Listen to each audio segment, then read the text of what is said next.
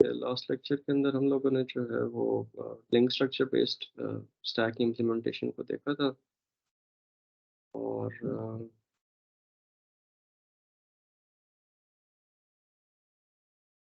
उसके अंदर हम लोगों ने आई थिंक सारे फंक्शंस इम्प्लीमेंट कर लिए थे।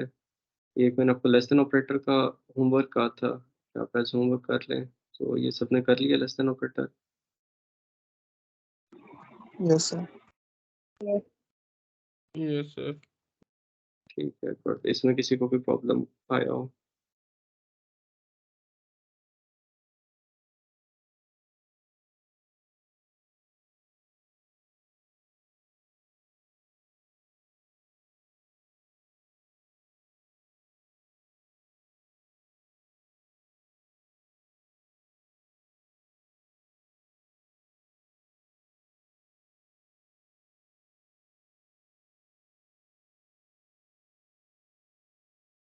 ठीक है, तो आई गेस सारे फंक्शंस हो गए थे। टाइम कॉम्प्लेक्सिटीज हम लोगों ने साथ साथ देख ली थी सारों की।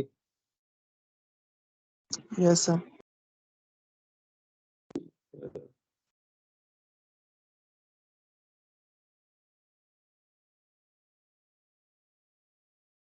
इसकी जो हमारे पास टाइम कॉम्प्लेक्सिटी है वो वही होगी।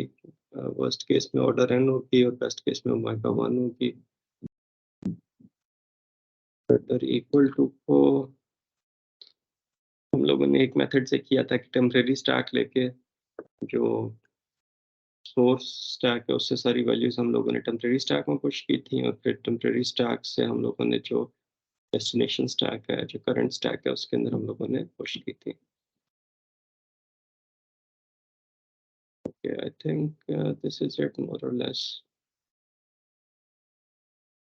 Okay, अब अगर आप टाइम कॉम्प्लेक्सिटीज का कंपैरिजन करो for array-based implementation and for link structure-based implementation, so you would see that there are certain functions in link structure-based implementation in which time complexity of the functions is higher. कोई आप example देंगे कौन सा function है जो array-based implementation में order 1 ले रहा था, यहाँ पे ऑर्डर n ले रहा है?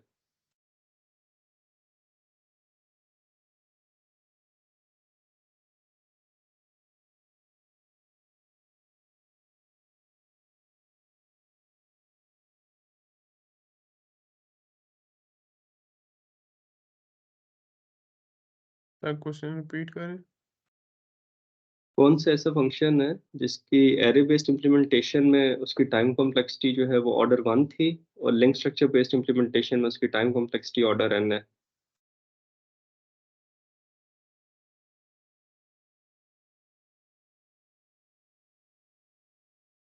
ओके, चलें, ये भी आप एज होमवर्क कर लें, नोट डाउन इसको कर लें कि आपने एक टेबल बनाना है जिसके अंदर सारे फंक्शंस लिखे होंगे और उसके आगे टाइम कॉम्प्लेक्सिटीज लिखी होंगी एरे बेस्ड और लिंक स्ट्रक्चर बेस्ड। ठीक है, तो वो आपने कंपैरिजन बना लेना, उसका टेबल बना लेना है और फिर देखना है कि कौन से फंक्शंस की टाइम कॉम्प्लेक्सिटी डिफरेंट है इन बोथ द इम्प्लीमेंटेशंस। इसको आप अपने होमवर्क जो है वो कर लेना है।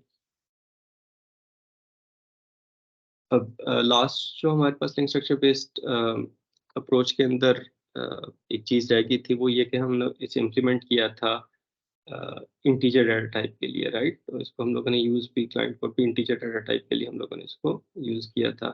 नाउ लेट अस अस्यूम कि हम लोग इसको जनरलाइज करना चाहते हैं, जेनेरिक करना चाहते हैं यूजिंग टेम्पलेट्स, तो वो हम लोग किस तरह करेंगे?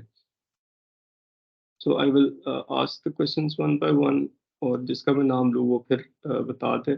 हुमायूं खान,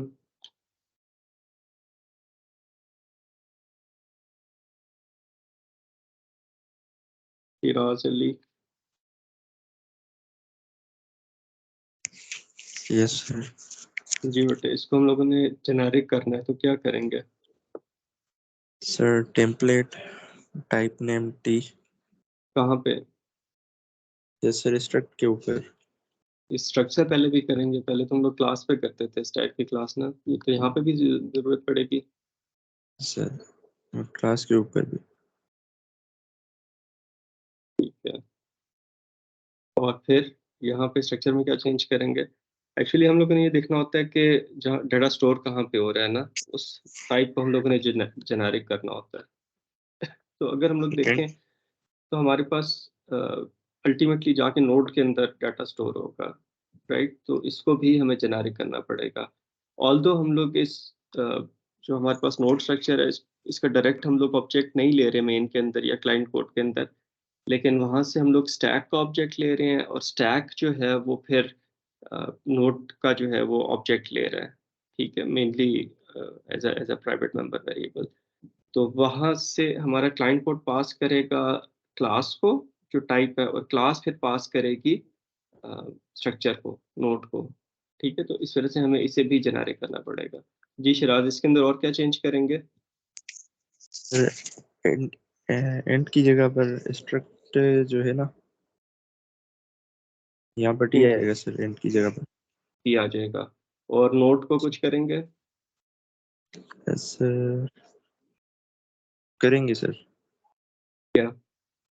टी करेंगे। इसको एंगल ब्रैकेट से हम लोग टी पास करेंगे, क्योंकि नोड का हम लोग पॉइंटर ले रहे हैं ना, तो यहाँ पे जब भी हम लोग उसका कोई ऑब्जेक्ट ले रहे हैं, पॉइंटर ले रहे हैं, तो हमें उसके साथ जो जेनेरिक टाइप है वो स्पेसिफाई करनी पड़ेगी। थैंक यू बेटे। ओके, इसी तरह हम लोग जो है वो क्लास से पहले भी टेम्पलेट टाइप नेम टी लिख लेंगे। नोड का हम लोग जब भी ऑब्जेक्ट ले रहे हैं, जब इसको यूज़ कर रहे हैं, तो यहाँ पे हमें टाइप जो है वो पास करनी पड़ेगी। एंड यू नो के हाउ डज दिस वर्क ना, क्लाइंट कोड से हमारे पास स्टैक का जब हम लोग ऑब्जेक्ट लेते हैं, स्टैक एस, राइट, और उसके अंदर स्टैक के आगे एंगल ब्रैकेट्स में INT दे देते हैं। तो जहाँ जहाँ पे भी टी लिखा हुआ है वो INT से रिप्लेस हो जाएगा, और फिर जो टाइप है वो इंटीजर, टी की बजाय जो भी जेनेरिक टाइप ली हुई है उसकी बजाय जो है वो हमारे पास INT हो जाएगा। फॉर दैट मैटर अगर स्ट्रिंग का हम लोग स्टैक लेते तो वो जहाँ जहाँ पे भी टी लिखा हुआ है वो स्ट्रिंग से रिप्लेस हो जाएगा। जी खैरुल्लाह। Yes sir. जी बेटे, इस INT को भी टी से रिप्लेस करते हैं। नो सर, इसको नहीं करेंगे। क्यों? सर वो हमने वो चेक करना था कि साइज के लिए, मतलब कितने हम वैल्यूज स्टैक के अंदर वो स्टोर कर रहे हैं, एक्सीलेंट। उसको सर मैं खास नहीं करेंगे। नहीं, ख्याल से नहीं, यकीन से बताया, मेरे नहीं सर, यकीन से। नहीं करना सर, ठीक है, यकीन से बता रहा हूं। ठीक है, ठीक है, गुड, वेरी गुड।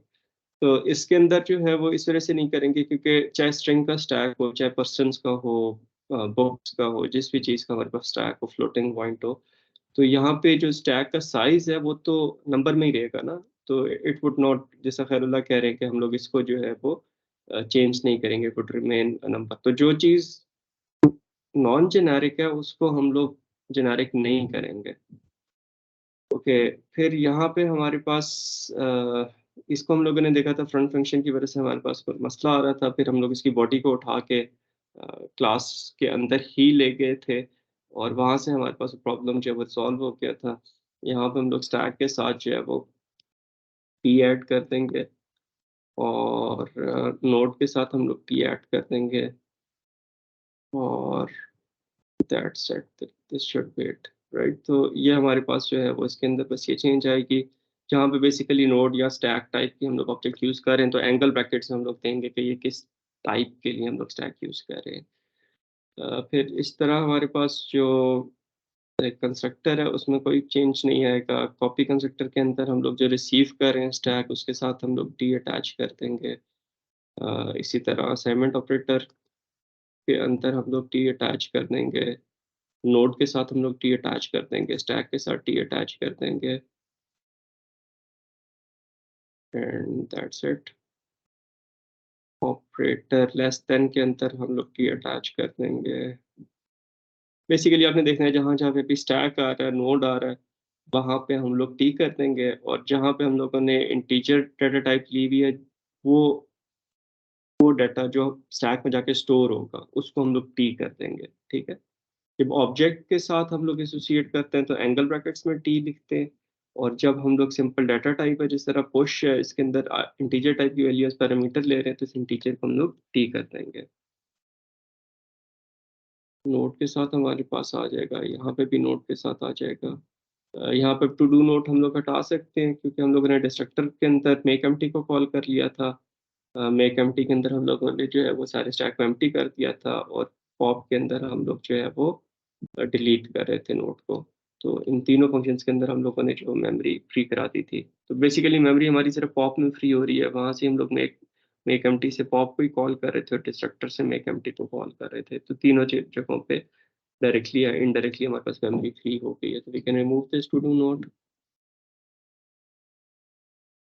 और फिर टॉप जो है वो इंटीजर टाइप की वैल्यू रिटर्न कर रहा था। जब इंटीजर के लिए स्टैक बना रहे थे ना, it is related to data, कोई वैल्यू रिटर्न हो रही है जो स्टोर्ड वैल्यू है, इसको हम लोग जेनेरिक कर देंगे।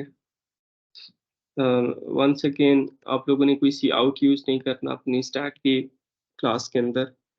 आप लोगों ने या कोई भी एडीटीएस की क्लास कोड के अंदर आपने जो है वो सी आउट यूज नहीं करना। If you think you need to throw some exception, तो आप जो है वो कोई आपने मैसेज डिस्प्ले कराना है तो throw it as an exception.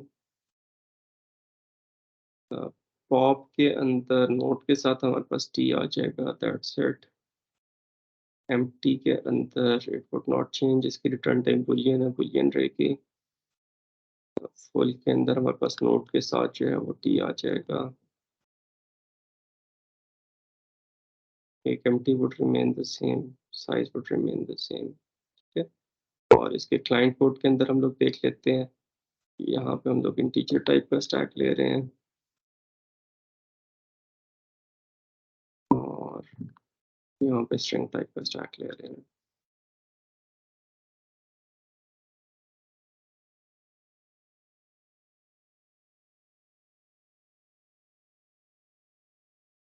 तो हम लोग डिस्प्ले भी कर देते हैं।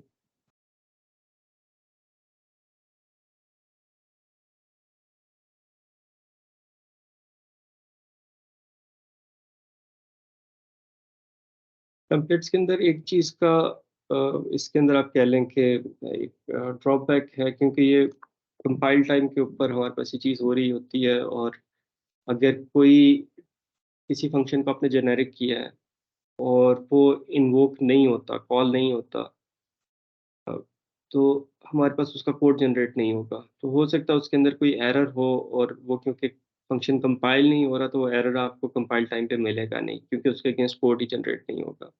अगर आप वहाँ पे टेम्पलेट ना यूज़ कर रहे होते तो फिर उसके अगेंस्ट कोड लाज़िमन जनरेट होना था और वो जो एरर है वो हमें मिल जाता। ठीक है, तो इस चीज़ का आपने ख्याल रखना है कि जिस भी चीज़ को आप जेनेरिक कर रहे हैं, मेक श्योर कि आप उसके सारे फंक्शंस को एक मरतबा कॉल करके देख लें कि उसके अंदर कोई प्रॉब्लम तो नहीं है। हो सकता है प्रॉब्लम हो, लेकिन टेम्पलेट्स होने की वजह से आपको प्रॉब्लम नज़र ना आए। इस तरह से हम लोग इसको स्ट्रिंग स्टैक को भी जो है वो डिस्प्ले करके देख लेते हैं और इंटीजर स्टैक को भी डिस्प्ले करके देख लेते हैं। Now let's compile it.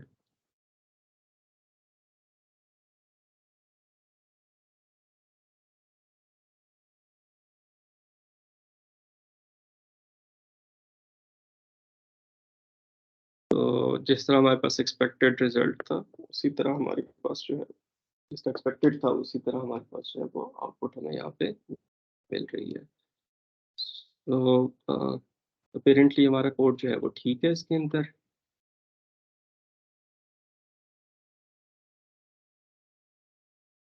ठीक है, तो यू सी के एज सच टेम्पलेट्स को यूज करना is not difficult. For starting you can define an ADT just for one data type and then later on make it generic, जिस तरह हम लोगों ने अभी इंटीजर के लिए किया था, बाद में उसको जो है वो हम लोगों ने जेनेरिक कर लिया था।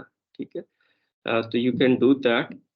और अब अगर आपको टेम्पलेट्स पे ग्रिप हो जाती है, जो अभी तक हो जानी चाहिए, तो फिर नेक्स्ट टाइम हम लोग जो ADT इम्प्लीमेंट करेंगे, तो we should be able to use the ADT directly using the template. We should be able to implement the ADT directly using the templates. तो उसके अंदर ये नहीं करेंगे, पहले इंटीजर के लिए करें, बाद में उसको फिर हम लोग कन्वर्ट कर लें। तो नेक्स्ट हम लोग डायरेक्टली जो है वो जेनेरिक ADT जो है वो इम्प्लीमेंट करेंगे। एक चीज़ जो यहाँ पे इम्पोर्टेंट है वो ये कि ये तो हम लोगों ने भी एक ही जगह पे सब कुछ रख दिया ना, लेकिन यूजुअली ये होता है कि हम लोग जो एडीटी का कोड होता है वो हम लोग एक हेडर फाइल में डाल लेते हैं और फिर उसको हम लोग इंक्लूड कर लेते हैं जहाँ पे हम लोगों ने उसको यूज़ करना होता है, ठीक है? तो इसके लिए हम लोग क्या करेंगे, इसको जो सीपीपी फाइल है इसको हम लोग रीनेम करके हेडर फाइल कर देंगे, ठीक है? इसके अंदर हमारे पास मेन नहीं है, तो ये हमारे पास हेडर फाइल बन जाएगी और फिर सीपीपी फाइल हम लोग अलहदा बना लेंगे। इसको हम लोग स्टैक क्लाइंट का जो है वो नाम दे देते हैं।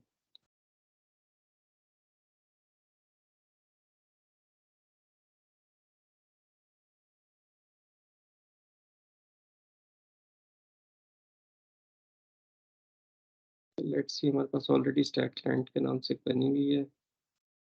इस क्लाइंट के अंदर हम लोगों ने जो है वो स्टैक ओके, ये हमारे पास ऑलरेडी एग्जिस्ट करती है, ठीक है? तो इसके अंदर हम लोगों ने एक ऐसी हेडर फाइल को इंक्लूड किया था जिसके अंदर हेडर और सीपीपी फाइल अलग-अलग है, लेकिन अब हमारे पास जो है वो सिर्फ एक हेडर फाइल है, तो हम लोग इसको रिप्लेस कर देते हैं स्टैक डिफाइंड या डेफिनेशन डॉट एच से स्टैक लिंक डॉट एच। तो अब हमारे पास क्या होगा, जो क्लाइंट कोड है वो हमारे पास सीपीपी फाइल में होगा, जो एडीटी का कोड है वो हमारे पास हेडर फाइल के अंदर होगा। अब दोनों को हम लोग सेपरेट करना है और इसी तरह आप लोगों ने प्रैक्टिकल लाइफ में भी करना है कि जो आपके पास एडीटी का कोड है वो आपने अलहदा इम्प्लीमेंट करना है और क्लाइंट कोड आपने अलहदा रखना है। और दैट्स इट। तो अब इसके अंदर हम लोग पहले स्टैक क्लाइंट डॉट सीपीपी के अंदर हम लोग पहले यूज़ कर रहे थे स्टैक डेफ डॉट एच को इंक्लूड कर रहे थे। अब हम लोगों ने रिसेंटली जो stack link dot H implement किया उसको हम लोग इंक्लूड कर रहे हैं। कंपाइल करके देखते हैं। तो we got an error, maybe we didn't save the earlier file. We have saved it and compile it again. तो हमारे पास ये कंपाइल हो गई है, इसको हम लोग रन करके देखते हैं, तो हमारे पास उसकी आउटपुट आ गई है। Okay, so this is more or less all the implementation of the stack ADT. बहुत स्लो हम लोग जा रहे हैं, अभी तक इससे काफ़ी ज़्यादा हमारे पास काम हो जाना चाहिए था, लेकिन आई होप कि स्लो जाने की वजह से आप लोगों को चीज़ें समझ आ रही हैं। अब ये ना हो कि हम लोग इतना स्लो गए हैं और आप लोगों ने सारी चीज़ें फॉलो भी ना की हों, that would not be good, right? तो आई होप कि आप लोगों को चीज़ें सारी समझ आ गई होंगी।